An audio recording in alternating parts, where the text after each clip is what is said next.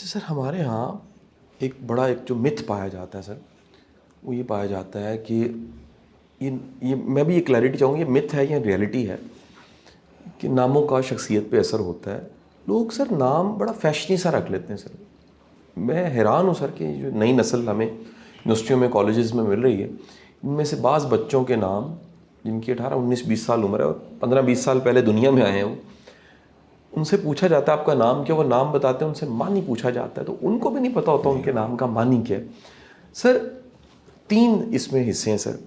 نام کا اثر ہوتا ہے کہ نہیں ہوتا، نام کیسے رکھنا چاہیے، نام کسی سے پوچھ کے رکھنا چاہیے، اگر کوئی بتانے والا نہیں ہے تو پھر کیا کرنا چاہیے؟ ہمارے لیے تو کلیئر کٹ، مسلمانوں کے لیے تو کلیئر کٹ راستہ موجود ہے. اچھا سر. کہ آپ صلی اللہ علیہ وسلم نے فرمایا کہ بچوں کے نام اچھے معنوں والے نام رکھو جن کا مطلب اچھا نکلتا ہے.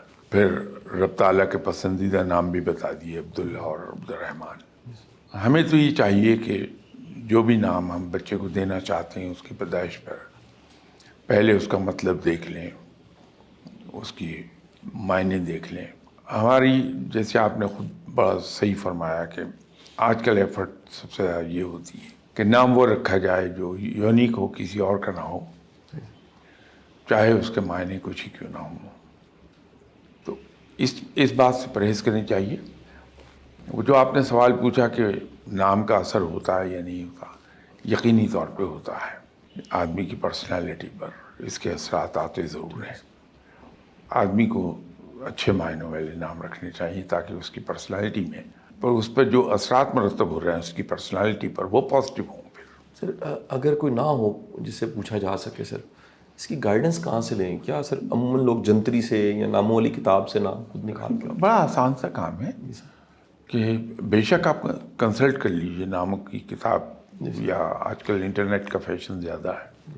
انٹرنیٹ پہ آپ کو الفاظ بہت نام ملیں گے جو انتہائی خوبصورت معنی رکھنے والا نام ہے، اور اس کے ساتھ ساتھ اپنی حصے لطیف کی تسکین کے لیے آپ اس کی ووکل بیوٹی بھی دیکھ سکتے ہیں کہ بولنے میں کتنا اچھا لگتا ہے نام. گائیڈنس لے لیجیے وہاں سے. لیکن یہ 2 چیزیں ملحوظ خاطر رکھیں، ایک تو اس کے معنی بڑے اچھے ہوں، دوسرا اس میں ووکل بیوٹی ہونی چاہیے.